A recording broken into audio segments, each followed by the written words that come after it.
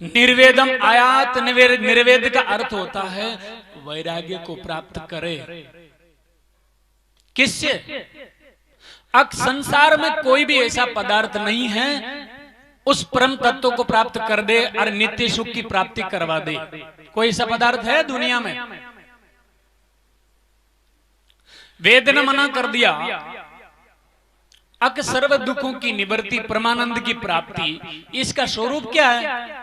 बोला इसी को मोक्ष कहते हैं। मोक्ष, मुक्ति। वो होगी किससे?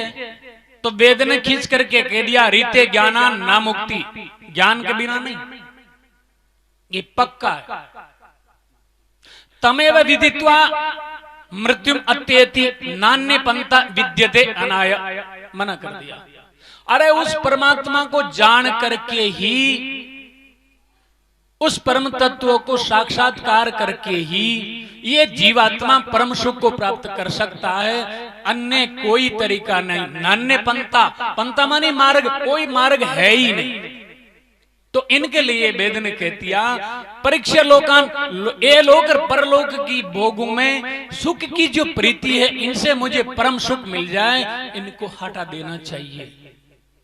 निर्वेदम आयात, आयात मानी वैराग्य को प्राप्त करे। फिर अब ये पहली भूमिका होगी, वैराग्य में अटूट हो जाए, ये लोक और परलोक का सुख नहीं चाहे, मिथ्या समझ ले, अगर इस लोक का पदार्थ मुझे मिल जाएगा तो क्या मोक्ष देने में सहायक बनेगा? नहीं। स्वर्ग लोक तक भी जाकर के जीवात्मा क्षीणे पुण्य मृत्यु लोकम वापस आ जाता बिचारा ते तम भुक्तवा, अरे उस लोक को भी भोग करके बेचारा मृत्यु लोक में आ जाता है। इसलिए विचार कर लेना चाहिए कि लोकों के भोग से, इनके पदार्थों से परम तत्व की प्राप्ति कभी नहीं हो सकती। ये निर्णय करके इनसे सुख की प्रीति को काट लेना चाहिए। अब ये पहली भूमिका तैयार हो गई। अगर वैराग्य में अटूट हो गया, पक्का निर्णय हो गया, तो जगत से घूम जाएगा। जब तक संसार का पदार्थों में प्रीति है, विषयों में सुख है, मानता है, भागता है, तो परमात्मा का साक्षात्कार कभी नहीं हो सकता, ये गारंटी है। क्यों? अगर इधर जाना है तो मुंह इधर करना पड़ेगा, और इधर जाना है तो मुंह इधर करना पड़ेगा। इधर चलोगे और इधर आंख रह जाए, ये संभव नहीं। तो चाहते हो परमात्मा को और भागते हो जगत की तरफ, मिल जाएगा क्या? दिल्ली इधर है और अजमेर की ट्रेन में बैठ गया, कितनी देर में दिल्ली आएगी? नहीं आएगी। तो ये जीव बेचारा भूल के कारण संसार के पदार्थों में सुख मान रहा है। इसलिए वेद भगवान ने कह दिया परीक्षा लोकान, अरे इनको परीक्षा कर ले, अच्छी तरह जान ले, अब ये शनि के एक दिन हमारा हाथ से छूट जाएगा। फिर क्या करे? वैराग्य को प्राप्त करे, छोड़ दे इसको, हट जा, इधर उड़ जा। हाँ, तो ये पहला नियम हो गया। अच्छा, अब पहली भूमिका तैयार होगी, वैराग्यवान हो गया, तो फिर क्या करे?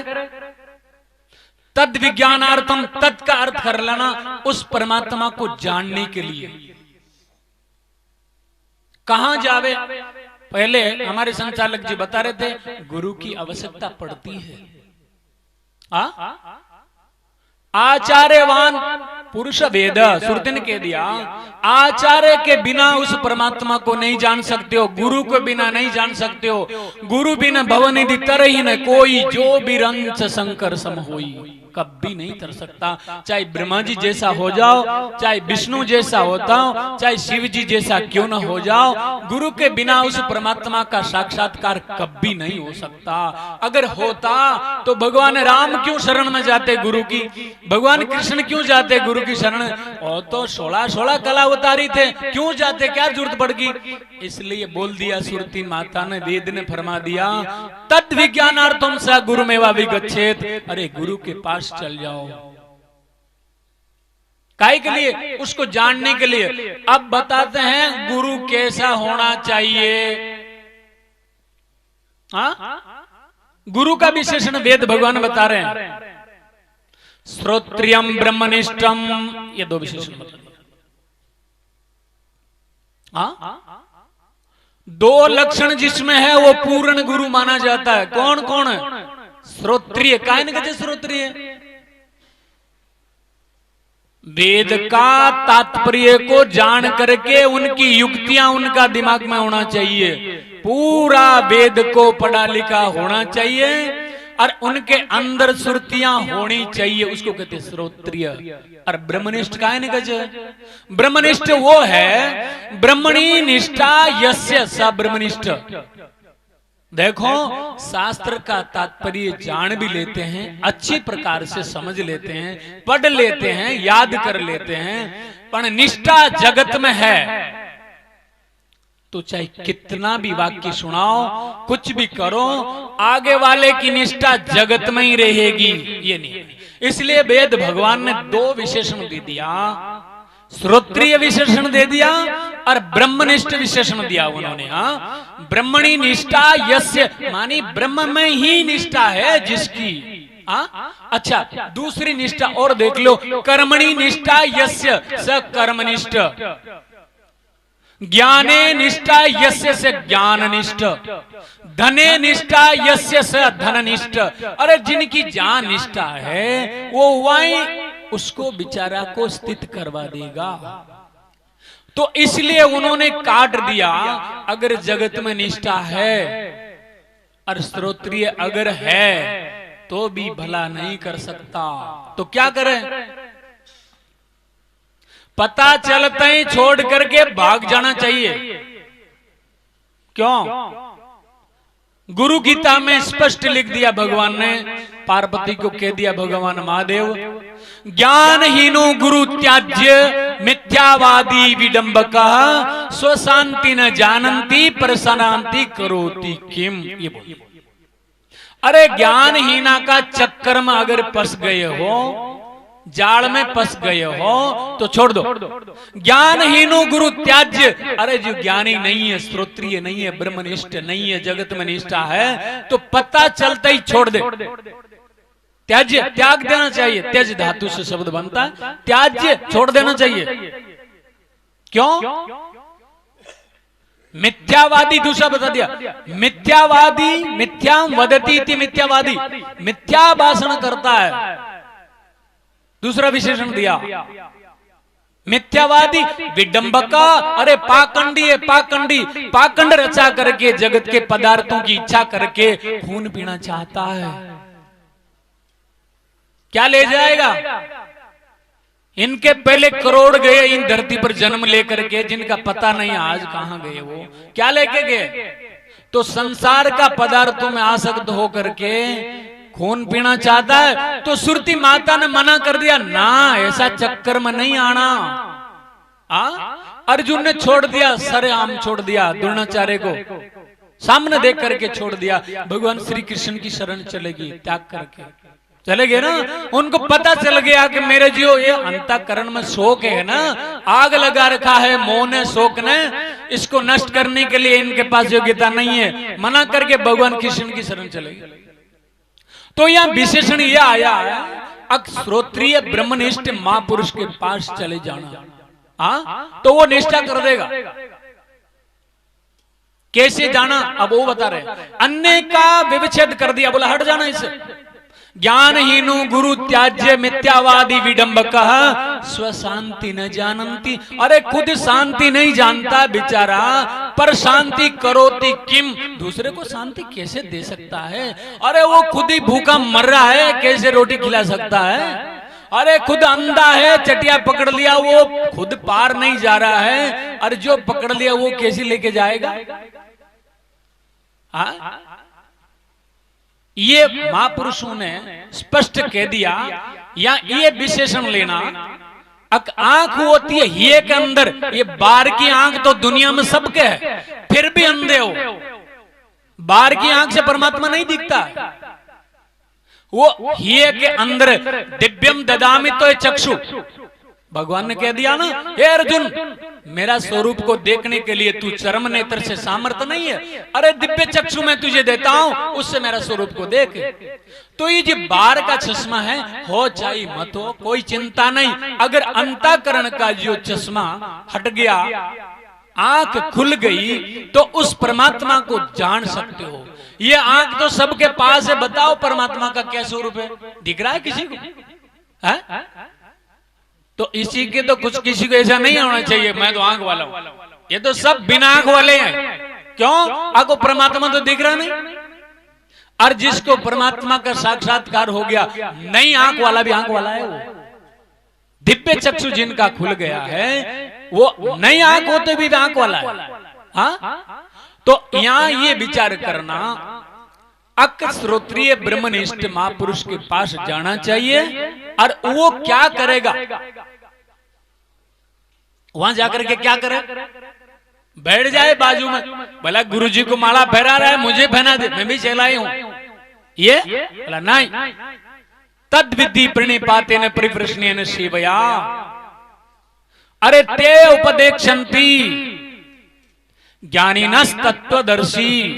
वो जो महापुरुष है ना, तद विधि विधि विधान से उनके पास जा, साष्टांग प्रणाम दंडवत कर, परिप्रश्न प्रश्न पूछ, सेवा कर। जब वे ज्ञानी महापुरुष क्या करेंगे? उपदेक्षन्ति, अरे वो उपदेश करेंगे, ऐसे नहीं। तो ये दूसरा विधि आ गई। अगर उस परमात्मा को साक्षात्कार करने के लिए ये विधि है, इस तरीका से चल जाओ। देखो, श्रोत्रिय और ब्रह्मनिष्ठ के बारे में मैं दोनों विशेषणों पर थोड़ा ज्यादा बोल लेता हूं, और थोड़ा बोलूं, दृष्टांत दे दूं आपको मैं। बोला ये दो विशेषण आपने क्यों दिया? कारण क्या है? एक विशेषण से काम चल जाए? तो देखो, एक कोई व्यक्ति था, वो नदी पार करने के लिए गया। नदी पार करने के लिए गया तो नौका चलाने वाला बैठा था। उन्होंने जाकर के बोला, भाई साहब उस पार जाना है मुझे। हाँ, बोला आ जाओ, मैं पहुंचा दूंगा उधर। वो धीरे से देखा ढंग से तो बढ़िया ठीक था, लेकिन आंख नहीं थी, इशारा से खींच करके नौका को उधर ले जाता। हाथ था, बढ़िया नौका थी, चाट रही थी, सारी सामग्री थी, पर आंख नहीं थी। अब वो देखा रे भगवान भंवर की तरफ ले गया तो अभी गिरा देगा, मारेगा मुझे भी, ये मरेगा। तो धीरे से आगे खींच गया, बोला नहीं बैठना, कभी धोखा हो जाएगा। छोड़ दिया, आगे गया, भाई साहब आगे जाना है, वो नदी पार करना है। वहां गया, वो बोलता है हाँ आइए आइए आइए। देख लिया, आंख है, हाथ भी है, पांव भी है, पर नौका के नीचे छेद हो रहा था, जो यूं उड़ीच रहा था, यूं उड़ीच रहा था, पानी को यूं उड़ीच रहा था, निकाल रहा था। हाँ, सारा मामला ठीक है, पर नौका के नीचे छेद था। वो देखा, मान लीजिए कहीं हवा आ गई और ज्यादा देर लगी तो ज्यादा पानी भर गया तो ये भी डूबेगा और हमको भी मारेगा।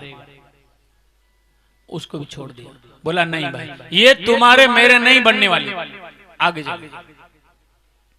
आगे जाकर के तीसरा को पूछा, भाई साहब नदी पार करना है।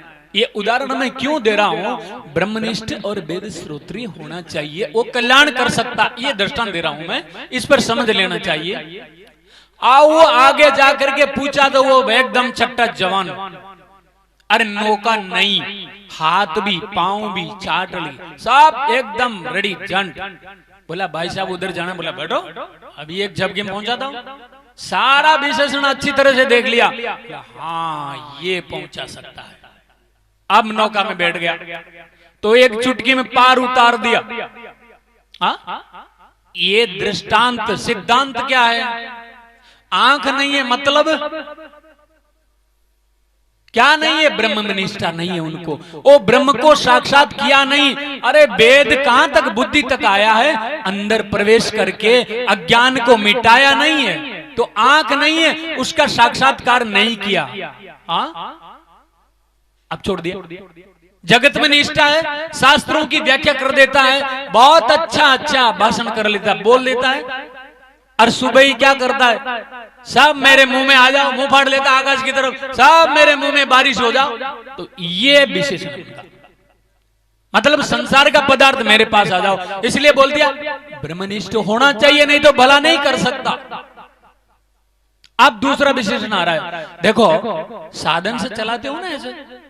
अब ब्रह्मनिष्ठा हो जाने के बाद देखो, अगर ब्रह्मनिष्ठा ही है उनकी, अस्तोत्रीय नहीं है, तो खुद तो मुक्त हो जाएगा, गारंटी के साथ, इसमें संदेह नहीं है। पर अगर शास्त्रों की युक्ति उनके अंदर नहीं है, तो शिष्य के अंतःकरण में बहुत प्रकार की भ्रांतियां भरी हुई रहती है, उनको निवृत्त करने के लिए वो सामर्थ्य नहीं होता।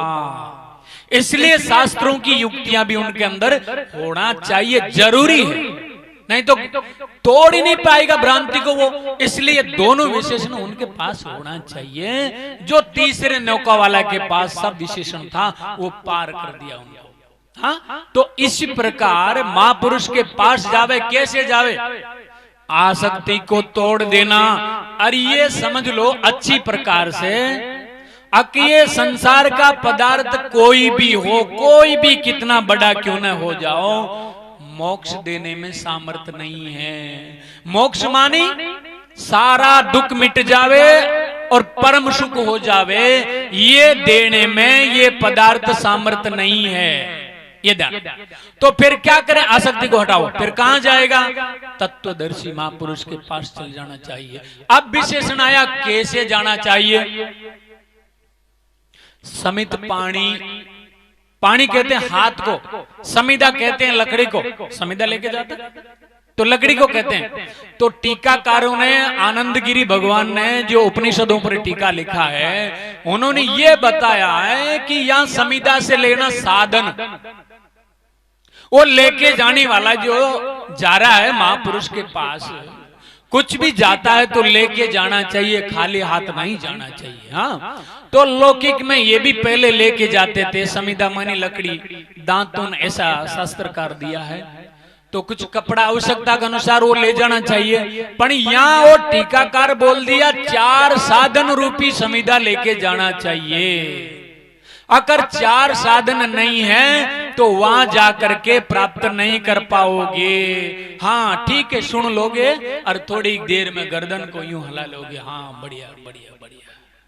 हाँ नहीं, थोड़ी देर में वो निकल करके पता नहीं कहां जाएगा। हाँ, क्योंकि बर्तन फूटा हुआ है। फूटा हुआ बर्तन में वस्तु नहीं रुकती है, इसलिए बर्तन को पहले तैयार करना चाहिए। क्या है बर्तन तैयार? अंतःकरण में संसार के भोगों की कामना भरी हुई है, तो इसको पहले हटाओ। ये नहीं हटेगी तब तक उधर की कामना नहीं हो सकती। हाँ ठीक है, ऊपर ऊपर से कह देते हैं महाराज जी दे दो, मोक्ष दे दो। हाँ तुम्हारे पास है तो जोरी से दे दो, हम तो संसार का पदार्थ ही चाहते हैं। तो बोला इधर से हटाओ, फिर तत्वदर्शी के पास जाओ। फिर क्या करें? समिधा लेकर के जाओ। समिधा क्या है? साधन संपन्न होकर के जाओ। हाँ, साधन संपन्न होकर के नहीं जाओगे तो कुछ नहीं मिलेगा। तो ये पहला नियम लगा दिया। और दूसरा, वो परमात्मा क्या है, किसको कहते हैं परमात्मा? तो दूसरा वेद मंत्र आया है, एको देवो सर्वे भूतेषु गूढ़ा सर्वे व्यापी सर्वे भूतांतरात्मा साक्षी चेता केवलो निर्गुणश्च। कर्माध्यक्ष भी है वो। तो उनके लिए वेद ने कह दिया, श्वेता श्वेतारो उपनिषद की श्रुति है, वेद मंत्र है, एक ही देव है। कहा? सर्वे भूतेषु, ये भूत बैठे हैं सब। क्या है? ये भूत है, भूत। क्यों कहते हैं इनको भूत?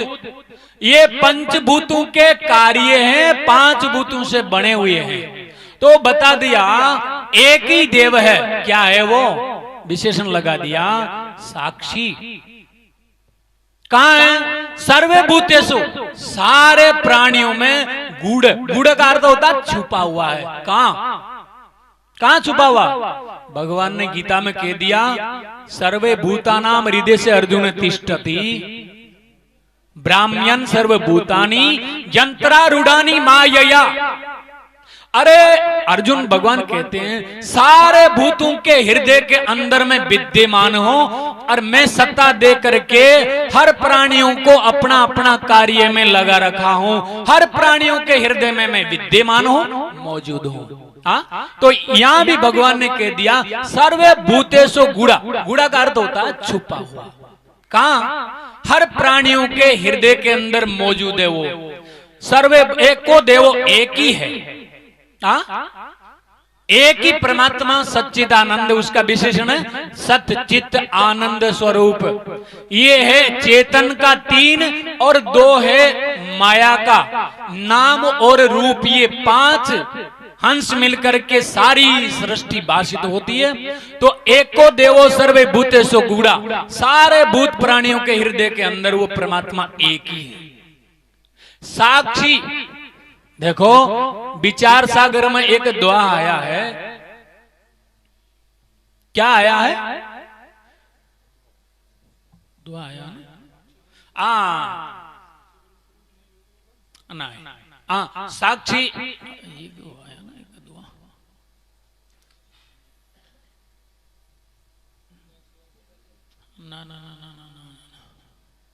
नहीं भेद गोगंध, ठीक है। हाँ ये बोले थे राग द्वेष मति के धर्म ताम मानत हंद। साक्षी ब्रह्म एक, देखो निकल जाती दिमाग में क्या नहीं, साक्षी ब्रह्म एक और ब्रह्म स्वरूप भी कह सकते हो, कोई बात नहीं, एक कहो चाहे ब्रह्म स्वरूप कहो। साक्षी में ब्रह्म में भेद नहीं, साक्षी ब्रह्म एक नहीं, भेद को गंध। भेद मानी साक्षी और ब्रह्म अलग अलग बिल्कुल नहीं है। साक्षी ब्रह्म एक नई, भेद को गंध, राग द्वेष मति के धर्म ताम मानत अंध।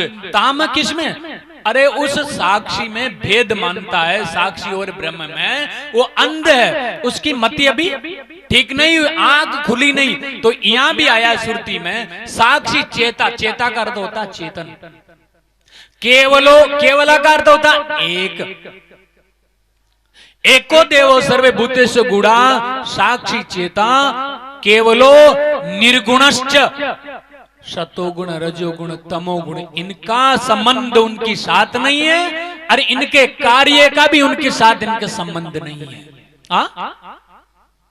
बता दिया चेता केवलो निर्गुणश्च, और एक विशेषण और है कर्माध्यक्ष, सारे कर्मों का अध्यक्ष माना। तो उपाधि मान करके अध्यक्षपणा आता है उसमें, वास्तव में तो उसमें अध्यक्षपणा भी नहीं है। क्यों नहीं है? अगर साक्षी के अलावा जितना भी जो साक्ष्य दिखता ना वो मिथ्या है, वास्तव में है ही नहीं। जब है ही नहीं तो किसको लेकर के उसको साक्षी कहते हो? साक्षी है ही नहीं, साक्ष्य होगा तब उसको साक्षी कह सकते हैं ना, तो उसके अलावा है नहीं, है पण ये मिथ्या है। मिथ्या को लेकर के उसको साक्षी कह देते हैं, कर्मा अध्यक्ष कह देते हैं, और वास्तव में अध्यक्षपणा भी नहीं है, साक्षीपणा भी नहीं है। साक्षात परब्रह्म परमात्मा एक ही है, दूसरा कोई है ही नहीं, ऐसा निर्णय कर दिया। अच्छा, रामायण में भी चौपाई आ गई है 2। क्या आया है? सब कर परम प्रकाशक जोई, राम अनादि अवधपति सोई। ऐसे सब कर परम प्रकाशक, देखो इंद्रियां विषय और ज्ञान इनको जो प्रकाशित करने वाला है, सब कर इंद्रियों को प्रकाशित कर देता, ज्ञान को प्रकाशित कर देता, विषय को प्रकाशित कर देता है। सब कर परम प्रकाशक जोई, राम अनादि अवधपति सोई। वो है राम। अवध का अर्थ अयोध्यापति कर देते हैं लोग। अवध का अर्थ होता है वध नहीं होता किसी शस्त्र अस्त्र से। दूसरी चौपाई है जगत प्रकाशे प्रकाशक रामो, मायाधीश ज्ञान गुण धामो। बता दिया, ये राम का विशेषण है, चेतन का परमात्मा का विशेषण है। सब कर परम प्रकाशक, सबको प्रकाशित कर देता है। मायाधीश, माया का धीश है, माया को भी वो प्रकाशित कर देता है। और ज्ञान गुण धाम, ज्ञान स्वरूप है वो परमात्मा। तो यहाँ ये वेद मंत्रों ने, श्रुतियों ने स्पष्ट कर दिया कि एक ही परमात्मा है हर प्राणियों के अंदर। अच्छा, दृष्टांत दे देता हूं, बताओ ये जितनी लाइट के बल्ब जुप रहे हैं ना, लाइट एक है या अनेक है? एक ही है ना। तो ये सब बैठे हैं, ये बल्ब है, ये बैठे हैं, ये बल्ब है, बल्ब है। अरे वो परमात्मा लाइट की स्थानी है, वो एक है सब में। हाँ, लोहा से 5000 प्रकार का बर्तन बने हुए हैं। अच्छा, लोहा एक ही है या अनेक है? सब में लोहा एक है। अच्छा, मिट्टी के 1000 बर्तन बने हुए हैं, सब में मिट्टी एक ही है या अनेक है? एक ही है। घड़ा का भेद जरूर है। इसी प्रकार ये जितना शरीरों का भेद है, शरीर अलग अलग है, सबके अंदर वो परमात्मा सच्चिदानंद एक ही विद्यमान है। उनके अलावा कोई दूसरा है ही नहीं। एको देवो, बस एक ही है। हाँ, द्वितीयम भयम भवति, दूसरा मानोगे तो भय होता है। हाँ, तो यहां तक समय तो हो गया है। इतना बोलता हुआ वाणी को विराम देता हूं। अन्य महापुरुष भी विराजमान हैं, हमको भी सुनने का अवसर मिला है तो हम भी सुनेंगे। बोलने के लिए तो कोई बात नहीं, बोल सकते, ज्यादा कोई चिंता नहीं, लेकिन मर्यादा हमारे संचालक जी ने बताया है, तो मर्यादा के अनुसार चले तो धन्य है, हम तो उनको मानते हैं। एक बारी बताओ, ऐसे चल रही थी बात तो एक बाबा ने आगे खींच लिया, एक महात्मा ने ऐसा दृष्टांत दिया, थोड़ा सा आगे निकल गया, नहीं जाना चाहिए। बोला एक बात बताओ, ट्रेन चलाने वाला जो ड्राइवर होता ना, उसका क्या काम है? ट्रेन को स्टेशन पर रोकना चाहिए या जंगल में? हाँ? अब बारिश बरस रही है चौमासा में बहुत तेजी से, वो स्टेशन में रोका नहीं, 1 किलोमीटर आगे ले जाकर के जंगल में खड़ी कर दिया, ठीक है या गलत है? और ड्राइवर के 2-3 डंडा लगाना चाहिए। अरे बेचारा उतर के कमरे में चल जाएगा, ठाणा पर तो रोक दो कम से कम। तो ठाणा पर रोकना बढ़िया है, अच्छा है। तो यही विराम दे देता हूं। ओम तत्सत, ओम तत्सत।